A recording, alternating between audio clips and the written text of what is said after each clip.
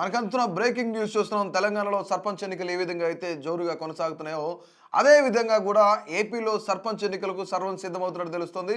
ఇక 2026 ఏప్రిల్‌కి March, April టైంలో ఈ యొక్క సర్పంచ్‌ల పదవీ కాలం అయితే ముగియనుంది. సో, దీనికి సంబంధించి ఎన్నికల సంఘం ఒక కీలక భేటీ అయితే నిర్వహించింది. ప్రస్తుతం అయితే ఆ భేటీ జరుగుతుంది. ఇందులో కొన్ని కీలక అంశాలు ఏదైతే గ్రామాలకు సంబంధించిన లేదంటే వార్డులకు సంబంధించిన మార్పులు చేర్పులు కానీ వీటన్నిటికి సంబంధించి పూర్తిగా దీనిపైన కసరత్తు చేసింది. సో, దీనికి సంబంధించి రాష్ట్ర ప్రభుత్వం కూడాను కూటమి సర్కార్ గ్రీన్ సిగ్నల్ ఇచ్చినట్టయితే మనకు తెలుస్తూ ఉంది. సో, దీని గురించి మరింత అప్డేట్ మా AP bureau chief Nani phone లైన్లో అందుబాటులో ఉన్నారు. ఒకసారి మరింత సమాచారం అయితే కనుక్కుందాం. నాని, చెప్పండి, అసలు ఏం జరుగుతుంది ఏపీలో? స్థానిక సంస్థల ఎన్నికలు ఎప్పుడు నిర్వహించే అవకాశం అయితే ఉంది?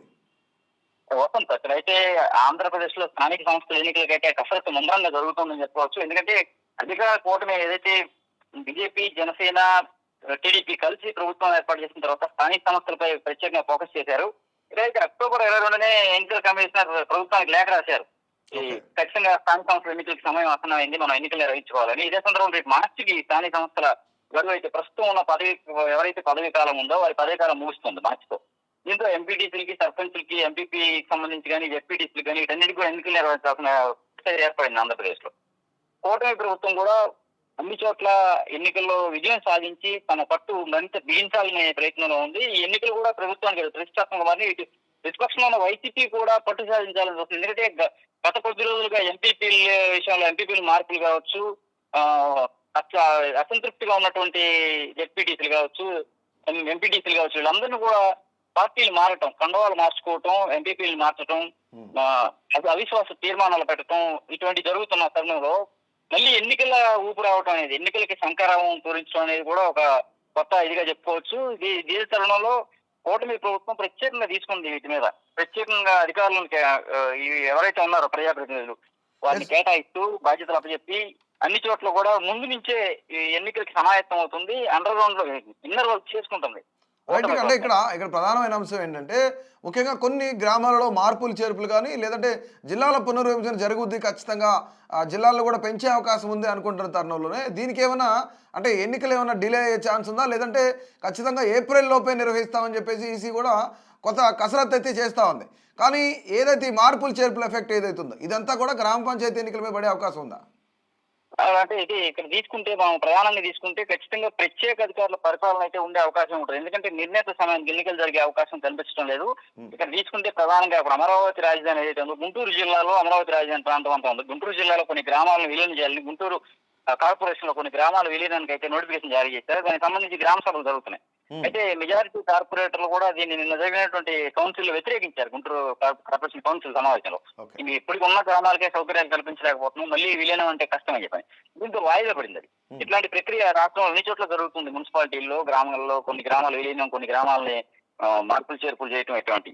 ఈ నేపథ్యంలో ఇప్పుడు ఎన్నికలు నిర్వహించడం అంటే సాధ్యపడే పని ఉండకపోవచ్చు. కానీ ఇక్కడ ప్రధానంగా తెలంగాణలో ఎన్నికలు నిర్వహించాలి. ఇప్పుడు దాదాపుగా ఒక 20 నెలల క్రితమే ఎన్నికలు నిర్వహించాలి. కానీ ఇక్కడ ఏదైతే బీసీ రిజర్వేషన్ కానీ లేదంటే ఇంకోటి కానీ ఒకదాని తర్వాత ఒకటి ఈ ఇబ్బందులన్నీ రావడంతో దాదాపు 20 నెలలు ప్రొలాంగ్ అయింది.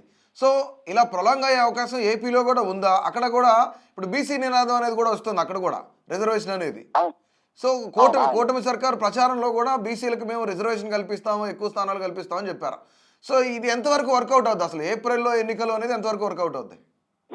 విజయ్, ఇక్కడ మన ఆంధ్రప్రదేశ్ లో కూడా బీసీ నినాదాన్ని గట్టిగా వినిపిస్తున్నారు. ఖచ్చితంగా విభజన అనేది జరగాలి, బీసీ రిజర్వేషన్ అనేది అమలు చేయాలనేటువంటిది ఖచ్చితంగా బాగా బీసీ సంఘం నాయకులు అయితే గట్టిగా ఫైట్ చేస్తున్నారు దీని మీద.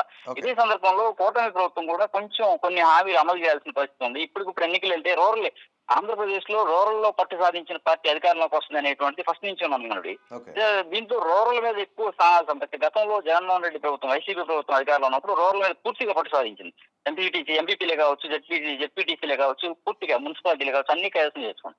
అదే పందాలు వెళ్ళాలి. సేమ్ వైసీపీ ఏది చేసిందో అలాగే అన్నిటిని కూడా కూటమి ప్రభుత్వం కైవసం చేసుకోవాలనే ఆలోచనలో కూటమి ప్రభుత్వం ఉంది. దీంతో ఇప్పుడు ఎన్నికలు నిర్వహించకుండా బీసీ రిజర్వేషన్ పై కూడా కొంత క్లారిటీకి వచ్చి కొన్ని హామీలు అమలు చేయాల్సింది ఉన్నాయి. అవి కూడా అమలు చేసి పూర్తి స్థాయిలో అయిపోయిన తర్వాత ఎన్నికలకు వెళ్దామనే ఆలోచనలో చంద్రబాబు ఉన్నారు.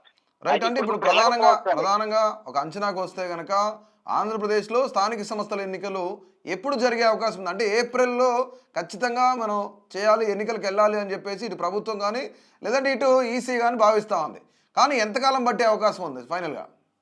ఏదైనా ఒక 6 మంత్స్ ఎక్స్టెండ్ చేసి స్పెషల్ ఆఫీసర్స్ ని నియమించి పరిపాలన చేసి ఒక 6 నెలల వ్యవధిలో, అంటే ఆల్మోస్ట్ ప్రభుత్వం వచ్చి 2 ఏళ్ళు పూర్తవుతుంది, 6 నెలలు అనేటప్పటికి 2 ఏళ్ల తర్వాత ఎన్నికలకు వెళ్తే వాళ్ళు కూడా ఇది మేము చేసాం ఇది అని చెప్పుకోవడానికి అవకాశం ఉంటుందని ఆలోచనలో ప్రభుత్వం కానీ మంత్రులు కానీ అటు బీజేపీ జనసేన పార్టీలు కానీ ఇవన్నీ కూడా కూటమిగా ఉన్న పార్టీలు కావచ్చు ఇవన్నీ కూడా భావిస్తున్నట్టుగా తెలుస్తుంది.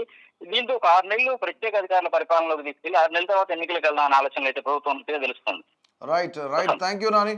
రైట్, ఇక ఏపీలోనూ సర్పంచ్ ఎన్నికలు నిర్వహించేందుకు ఇక ఏదైతే రాష్ట్ర ఎన్నికల కమిషన్ కూడా సిద్ధమవుతా ఉంది. సో ఇక ముఖ్యంగా ఈ విషయమై రాష్ట్ర ఎన్నికల కమిషన్ అయితే కసరత్తు ప్రారంభించింది.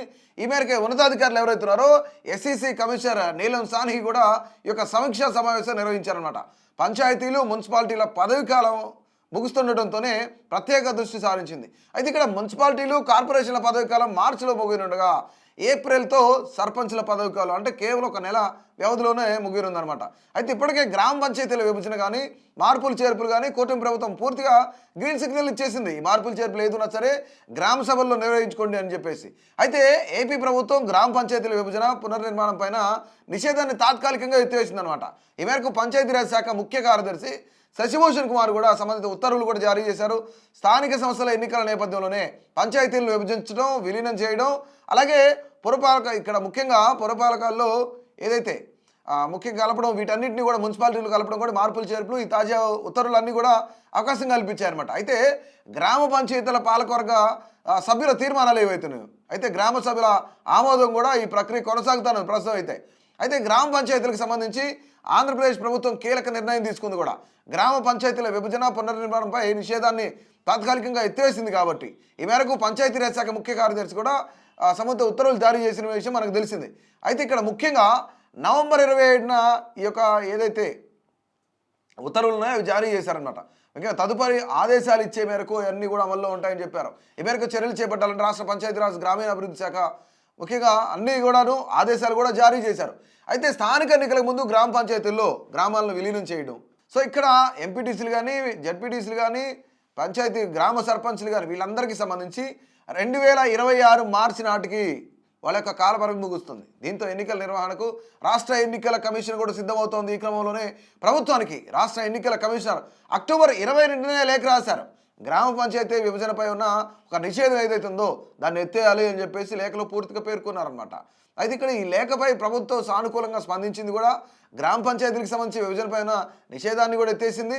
సో ఇక్కడ ఏంటంటే గ్రామ పంచాయతీల్లో మార్పులు చేర్పులు అనేవి ముఖ్యమైనవి అనమాట. ప్రభుత్వం తాజాగా జారీ చేసిన ఉత్తర్వులు ఏవైతున్నాయో దాని ప్రకారం ఒక పంచాయతీని 2గా విభజించడం కానీ, ఒక పంచాయతీలో ఉన్న గ్రామాలను మరో పంచాయతీలో కలపడం కానీ, లేదా 2 పంచాయతీలను విలీనం చేయడం వంటి ఇలాంటివన్నీ కూడా చేసే అవకాశం ఉంది. రైట్, అంతేకాకుండా పంచాయతీలను వాటి సమీప పురపాలక నగరాలంటే మున్సిపాలిటీలు ఏవైతే వాటిలో కలిపే అవకాశాలు కూడా కల్పించిందనమాట. అయితే ఈ మార్పులు చేయాలంటే పాలకవర్గ సభ్యుల తీర్మానాలు అనేవి చాలా చాలా ఇంపార్టెంట్. అయితే పాలకవర్గం లేని పంచాయతీలు ఏం చేస్తున్నారు అంటే స్పెషల్ ఆఫీసర్లు ఎవరైతే ఉన్నారో, అంటే తెలంగాణలో కనుక ఎన్నికలు అయిపోయి 20 నెలలు అయినప్పటికీ కూడా స్పెషల్ ఆఫీసర్ల యొక్క పాలనలోనే గ్రామాలు నడుస్తున్నాయి. అలాంటి స్పెషల్ ఆఫీసర్ల ఆధ్వర్యంలో గ్రామ సభలు నిర్వహిస్తున్నారు. తీర్మానాలు ఆమోదించాల్సి ఉంటుంది. ఇలా పంచాయతీల్లో ఆమోదించిన తీర్మానాలకు సంబంధించిన జిల్లా కలెక్టర్లు రాష్ట్ర పంచాయతీరాజ్ శాఖ కమిషనర్ కార్యాలయానికి అందజేస్తారు. ఆ తర్వాత ఏంటంటే పంచాయతీరాజ్ శాఖ ఎవరైతే ముఖ్య కార్యదర్శి కార్యాలయానికి అక్కడి నుంచి ప్రభుత్వ ఆమోదానికి ఆ తీర్మానాలు కూడా వెళ్తాయి. అయితే ఒక మండలంలో ఉన్న గ్రామ పంచాయతీలను మరో మండలంలో కలపడానికి ఇక్కడ వీల్లేదు. చాలా ఇంపార్టెంట్ పాయింట్. రైట్, ఇలాంటి మార్పులు చేర్పులు ఏవైనా ఉంటే ఆ మండల పరిధి వరకే ఇక అనుమతిస్తారనమాట. మరోవైపు కూటమి ప్రభుత్వం పంచాయతీరాజ్ వ్యవస్థలో కీలక సంస్కరణలు చేస్తున్న విషయం అయితే మనందరికీ తెలిసిందే. అందులో భాగంగానే క్లస్టర్ల విధానాన్ని తొలగించారు. అయితే ఇప్పటి వరకు ఉన్న 7,244 క్లస్టర్ల స్థానంలో 13,351 గ్రామ పంచాయతీలను ఇకపై స్వతంత్ర పరిపాలనా యూనిట్లుగా ఇక్కడ ముఖ్యంగా వ్యవహరిస్తారన్నమాట. దీంతో ప్రతి పంచాయతీలోనూ పారిశుద్ధ్యం, తాగునీటి సరఫరా, గ్రామీణ ప్రణాళిక, వీధి దీపాలు, ఇంజనీరింగ్, ఆదాయం, పన్ను వసూలు అంటే ట్యాక్స్, వీటన్నిటి విభాగాలు ఉంటాయన్నమాట. ఈ మార్పుల అమలుకు ఇటీవల ప్రభుత్వం కూడా ఉత్తర్వులు జారీ చేసింది. సో ఓవరాల్గా మరికొద్ది రోజుల్లోనే అంటే దాదాపుగా ఇక మనకి మార్చి ఏప్రిల్ కాకపోయినా మరొక 2 నెలలు టైం తీసుకున్నా సరే ఖచ్చితంగా మే వరకు అంటే మరొక 6 నెలల్లోనే ఆంధ్రప్రదేశ్లో గ్రామ పంచాయతీ ఎన్నికలు జరగబోతున్నాయి. సో ఇది ఓవరాల్గా ఏంటంటే ఈ మార్పులు చేర్పులకు కూడా కూటమి సర్కారు గ్రీన్ సిగ్నల్ ఇచ్చింది కనుక మరికొద్ది నెలల్లోనే ఈ యొక్క పంచాయతీ ఎన్నికలు ఉండే అవకాశం అయితే ఉంది. సో ఓవరాల్గా ఏపీలో ఉన్న పరిస్థితి అయితే ఇది.